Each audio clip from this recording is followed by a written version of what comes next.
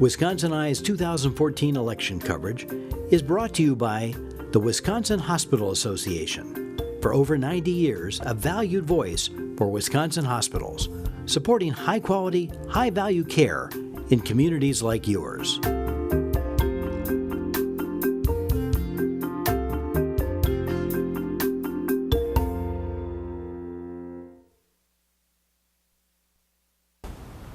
Wisconsin Eye is at the Park Falls Library interviewing candidates. We're interviewing Park Falls Mayor Tom Ratzlaff. He's running for the 25th Senate District as a Democrat. Mayor Tom, welcome to Wisconsin Eye. Thank you.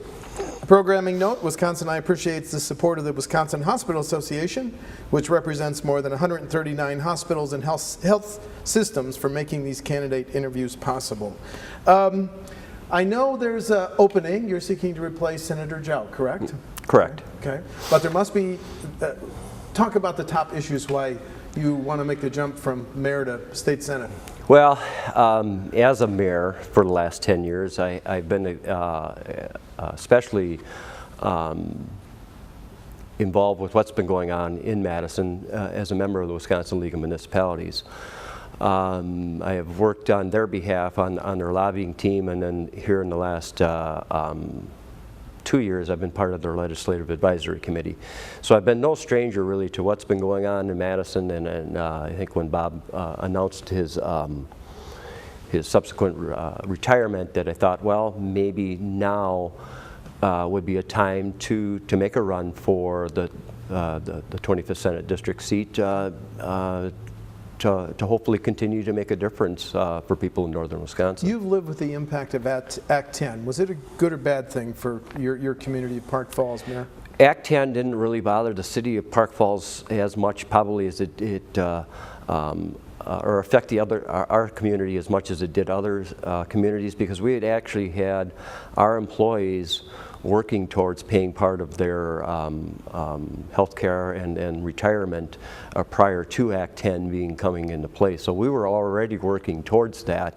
And only because, you know, as a union employee myself, we kind of said, well, you know, you guys really should be working towards this, because I've got a feeling at some point in time it's coming down the pike. Well, it came a lot sooner than what we ever envisioned. So it really did not affect the city that much, and then we didn't take the attitude of throwing our people under the bus. We worked with our employees and kept them whole. Do you think Act 10 was good public policy for the state as a whole? Not the way it was implemented, no. Okay. It could have been implemented in a much better fashion and a much classier fashion, and then a fashion that was not as controversial. But I think it was done that way because somebody decided they wanted to send a message that I'm the boss and I'm going to show you. And I just don't cater to those types of actions by anyone, because people are people, and if you can't sit down and work with them, then why are you here? I've got a series of questions on public schools, and I know your Park Falls district just merged with another district. With Glidden. With Glidden, yes. That was about 2 or 3, maybe 3 or 4 years ago? Yes, and that formed the Schwamigan School District. Right. So, but here's my question. What about the growing problems, as the Speaker's Task Force documented, of rural schools? How do you think the problems of rural schools should be addressed by lawmakers such as you want to be? That's going to be a long-term question, that, you know, because you still have declining populations. How do you continue to fund districts in our situation? I don't really have an easy answer to that. Okay. The best, I guess the best way to look at it would be to have a legislative fiscal bureau sit down and say, all right, what are long-term, short-term, what are the best ways to handle financing for our school districts? First and foremost, I think we should fully fund them. Okay. And work towards that. That might help solve and alleviate some of those issues there. What about the issue of school choice and vouchers? Do you support those? Not a real big fan, and only because we sent our children to private school and we paid for it ourselves. So I mean, if people want to do that, then they should do it and then pay for it their own. And we still continue to pay the taxes towards public schools during the time that we did that. But that was a choice that we made, and I would still make that choice today. But again, I would fund that ourselves. My wife and I paid for that ourselves. We didn't ask for anybody else in the state to pay, to send our kids to a private school. That was a choice that we made at the time, and I don't think you should take away from public education to do that. When voters in the 25th district ask you about your position on Common Core standards, how do you answer? Now there's something. Now figure this one out. How all the governors supposedly in the United States voted to let's go with this and let's go with these standards, and then all of a sudden, once the federal government got their meat hooks into it, then everything just kind of went awry. I'm hearing so many different avenues on this. I've heard some of them say it's great. I've heard our school district believe that they've spent quite a bit already in incorporating these things, these standards. I've had other ones saying, well, if you don't get to the right answer the right way, and it's just, so you're hearing all this stuff and saying, well, maybe we need to go back to the drawing board, or at least figure out what's going on or what happened, or I don't know. I'm just sitting here in awe, just looking at all of this, and then you listen to both sides of it, and it's just like, I don't know. Where do you go with it? I think maybe I've always been of the opinion that you let your state basically handle your school standards and your testing and what they want to teach, and I think the more the state has the control of that, and less the federal government's involved with it, I think you're better off that way. Okay. So maybe if they get it back to where the federal government hasn't got their meat hooks in it, it might be a better way to go. Okay, question on health care. As you know, the federal government said to the states, if you expand your MA program, offer health care to more of the poor, we'll pay for it the first few years. Governor Walker and leaders of the Senate and the Assembly said, thanks, federal government, but no thanks. Was that the right call? Here's another thing you struggle with now. Is that actually going to cost Wisconsin more money by doing that? What's the cost effect to that?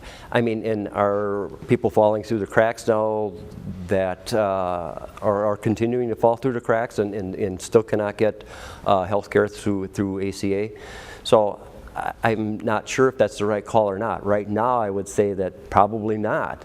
But that would be another thing I would want the Legislative Fiscal Bureau to sit down and say, all right, what's the cost effect to this? Mm-hmm. What are these the right decisions that we're making? Okay. This stuff isn't rocket science. Sometimes you can have other people sit down and I kind of like to weigh things. I like to have things that I can look at on both sides and make a decision that way. Okay. You work at the mill, so you know how important roads are to get the lumber in and the finished product out. Yet there's a projected $650 million deficit in the next 2-year budget for the Department of Transportation. Do we delay some of these major highway projects, or do we raise taxes? How do you think we fill that gap? Well, geez, we just had $1 billion budget surplus. Isn't that what they're claiming? So if that was that's the case, case, the general fund. Well, we're borrowing money in the transportation fund. Yeah. So if that's the case, why aren't you saying, all right, well, why don't we transfer some of that to the transportation fund then? This is again things that to me aren't hard decisions to make, but we got to impress the voters, so let's give them some money back that we really don't have yet. I don't know. I struggle with all those types of decisions only because I came into office with a huge deficit that we had to deal with, and we have dealt with. We didn't kick the can down the road, but we developed a plan on how to do it, and there's just no planning that I'm seeing at the state level. Would you consider raising either the gas tax or what you and I pay for license plates? Well, I would probably look at raising the gas tax somewhat, or look at that effort. People don't mind those types of things if they see something getting done. That's been my experience with people in taxes. Yeah, nobody wants to pay higher taxes. Nobody wants to pay more taxes if they don't have to. My experience has been that if people see stuff getting done, they also don't mind paying taxes. But you also have to give a value to that tax dollar so that people see that value there. And if they don't see it, they're not going to be happy whatsoever. I mean, I've had to raise taxes as a mayor and council, and we haven't been happy to having to do that. But we've done it, only not to kick the can down the road. Because it's so timely, I'm asking all candidates this. What was your reaction to Judge Crabb's ruling on same-sex marriages, sir? I really don't have a problem with same-sex marriages or any of those things. I mean, you know, why are we worried about that stuff in this day and age? I mean, we're wasting more time, money, and effort on that. It's just crap as far as I'm concerned. If people want to live that way and if that's what they want in their lives, okay. Really? Come on. Two Democratic candidates for Attorney General say first offense drunken driving should be a crime. Do you have a position? It should not be a crime. I don't believe so. Being debated in Madison and Washington, proposals to raise the minimum wage. Do you have a position? Yeah, I do. I think over time, it should be. We should raise it probably up to 10. Here's another thing I would want to have the Legislative Fiscal Bureau again look at and say, all right, what's the effects to business? Because there's always negatives to every action that you do, even though it's going to be a positive, say, for that earner. All right, you may want, or a business may hire only one person instead of maybe two. So are there always consequences to all those actions? Yes.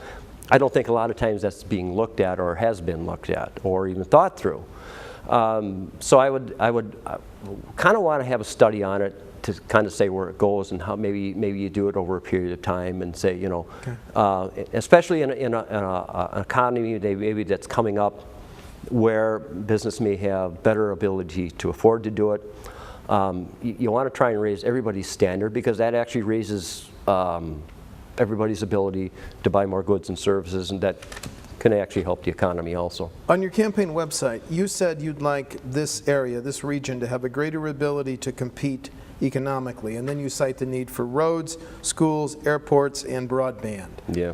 Yet, did you see the Wisconsin Taxpayer Association report that said in 20 or 25 years, the number of working age residents of Price County is going to go down by 41%. So talk about the future of Price County. Isn't that scary? When you start reading that stuff, 41% drop in working age residents. And here's one thing that we've worked on or starting to work on with our Price County Economic Development Group. We're starting to work with our high schools to try and retain more of our younger people here, to get them more involved with what's going on in our communities. We've had more and more site visits with our schools so that they can say, okay, hey, this is what's going on in this industry. And when we first started this group up back, it was about 5 years ago, we started in each community. We started in Park Falls, and then we went to Phillips, and then Prentice, and then we go back and forth with our meetings every month. But what we did with those meetings, we also stopped and had those meetings at a business in each community that we went to, and we changed them around every month. So it gave us the ability to actually find out that we have a great deal of manufacturing going on in here in Price County that we weren't even aware of.